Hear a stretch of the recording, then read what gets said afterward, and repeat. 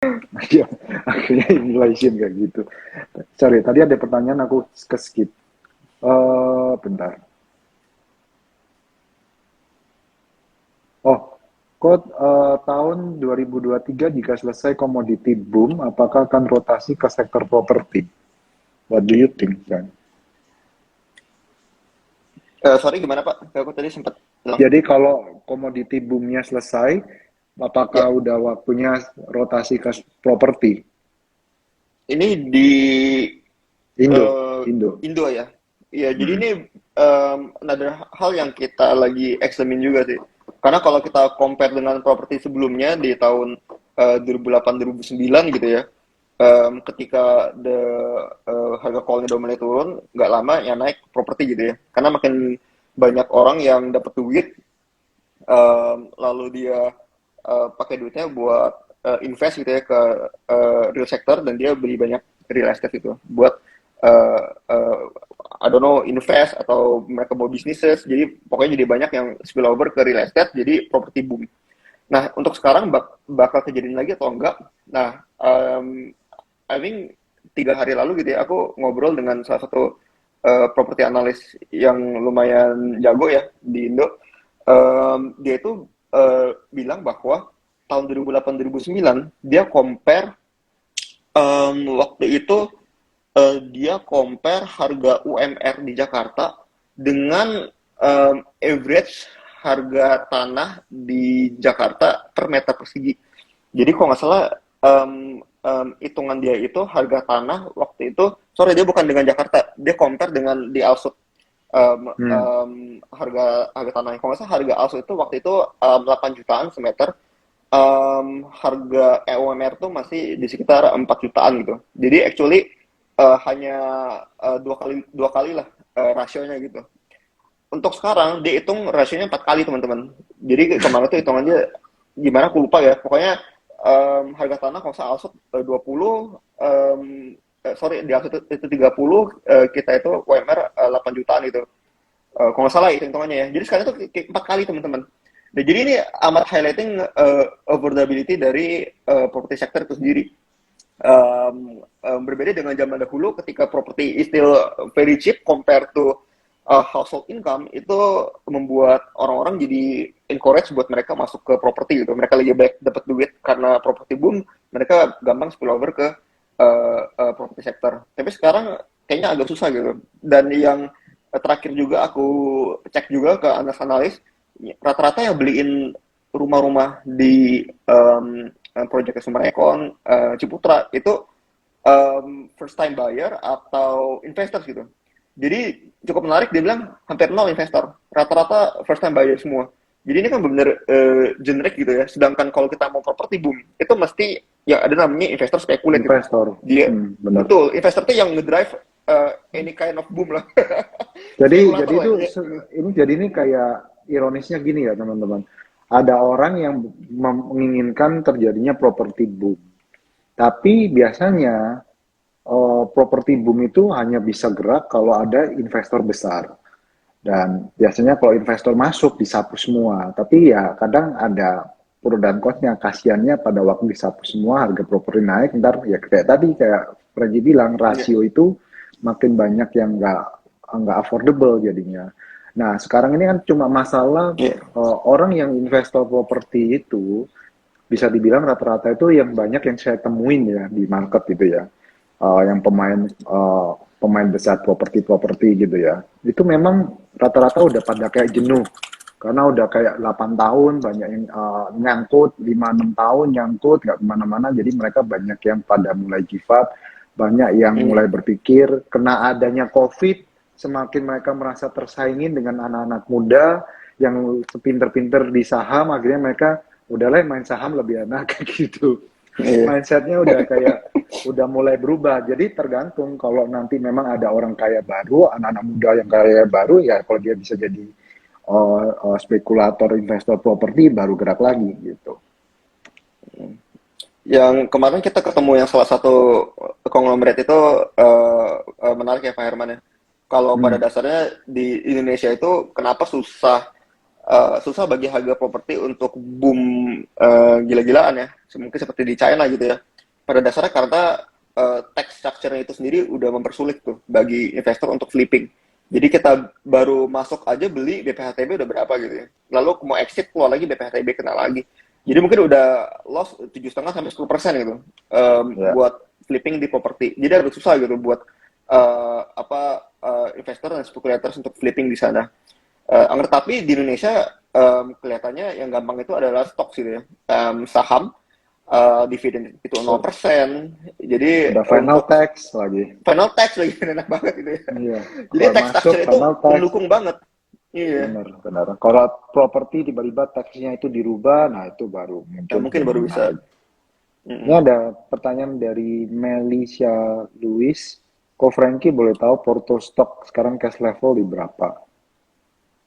Kalau aku sih sekarang sekitar 30%-an sih. Udah raising cash-nya segituan. Ah, Might be gradually looking to increase lagi gitu ya. Kalau ketika ter-Q earnings selesai gitu ya. Sekarang kan momentumnya lagi ter-Q gitu ya. Ter-Q kayaknya lagi cukup oke untuk momentumnya. hmm. I think there is still room buat attractiveness di sana. Tapi once ter-Q Earnings is ya, over, earningsnya lagi yeah, bagus. Nah, yeah. Apalagi call ya. Call kayak ter-Q sih bakal blowout quarters ya. aku kasih gambaran juga teman-teman buat nambahin pertanyaan Melisa. Kalau berdasarkan data custody say, 1 bulan terakhir rata-rata secara overall fund itu cash levelnya sudah 15%.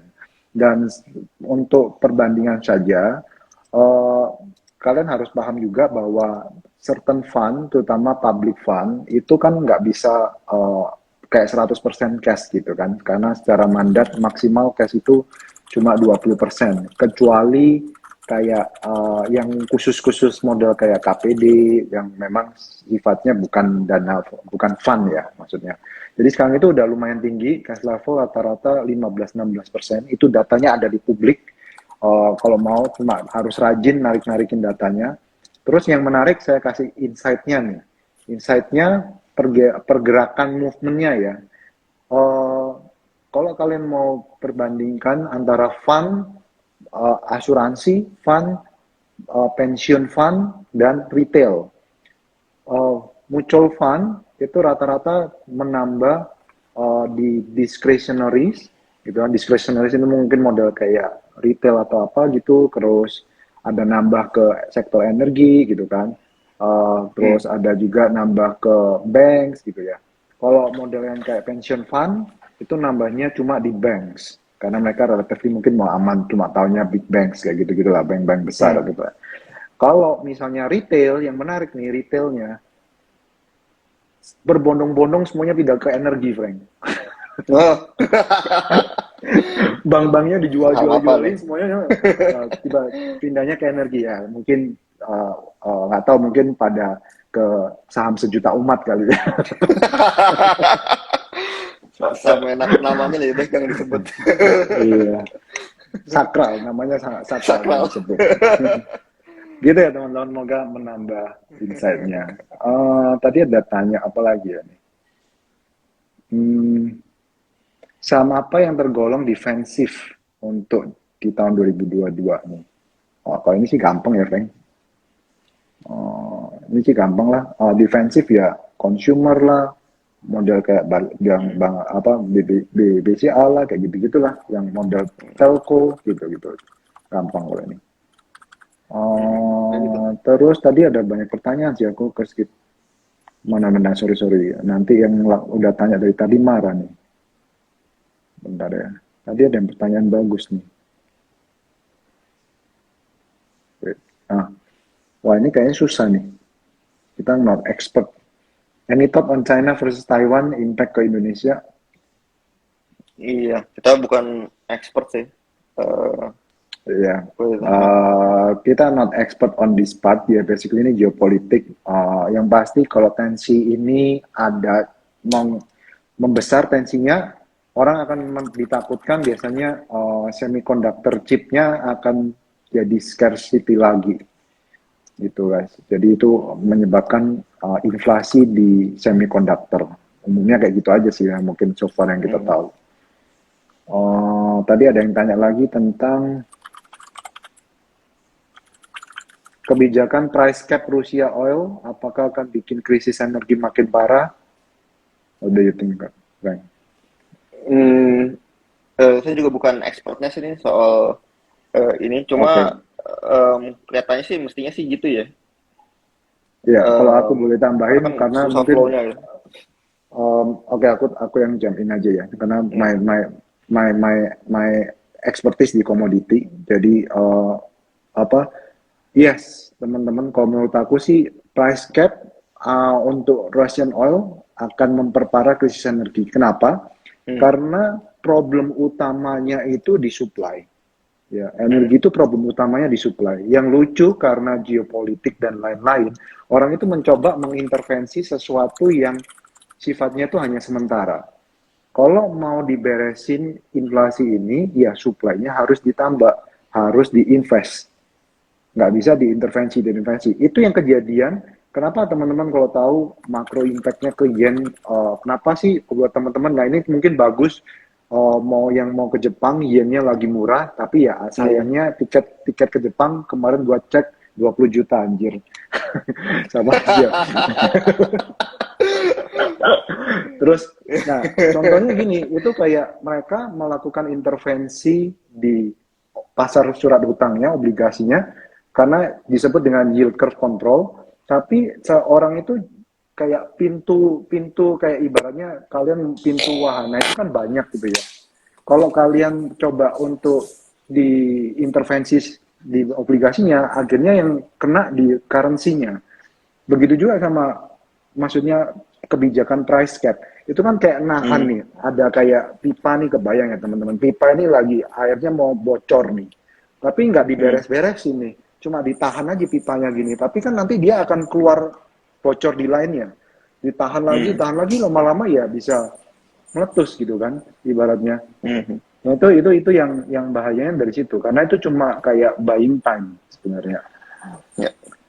Eh, terus sorry, yang tadi banyak banget pertanyaan. Wait, kita harus cepet-cepet. Eh, ya, oke ini udah kok, Rai. Udah kebijakan udah. Kok selama The Fed menaikkan suku bunga berarti kemungkinan USD akan semakin menguat ya. Ya, tadi udah dijawab Frankie. Hmm. Proyeksi suku bunga di tahun 2023 bisa mencapai berapa ya? Terakhir berapa ya, Frank? Ekspektasi 2023 Fed? By end of this year kan mestinya 4,5 sampai 4, 4,75 ya. 4,5, 4,75. Tahun depan kayaknya udah mulai peak di second quarter terus mulai turun gitu ya. Tahun depan kalau yang Desember mestinya sih ini sih 3,5 3,75 deh. Oh jadi mulai Jadi turun untuk gitu ya.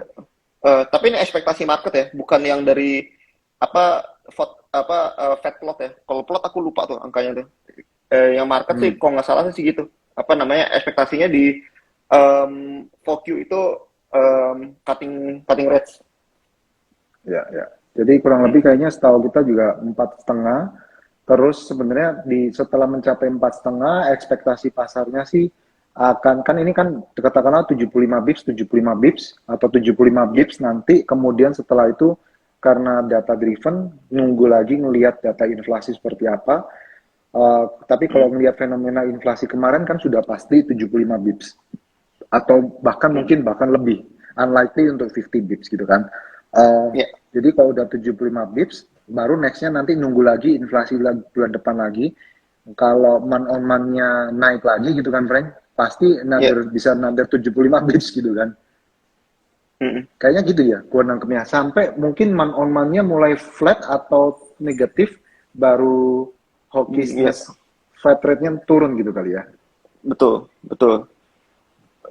Actually aku koreksi dikit nih, aku baru cek dari CME sih. Apa namanya, untuk end of 2023 dulu itu sebelum keluar angka inflation ya, itu 3,75 sampai 4. Tapi sekarang 4,5 4,75 Pak. 475, wow, oke. Okay. Jadi dari no expectation of cutting rate gitu. I think setelah data inflasi kemarin jadi market mikir, wah ini kayaknya the rate is higher for longer nih. Cuma dan again, ekspektasi yang panjang ini yang Desember 2023 is very volatile teman-teman ya. It can change gradually in a matter of days. Ya, ya, ya, ya. Wah, ada Pak Fernaldi. Kayaknya udah nggak tahan mau belanja nih. Wah. Nopang di sini.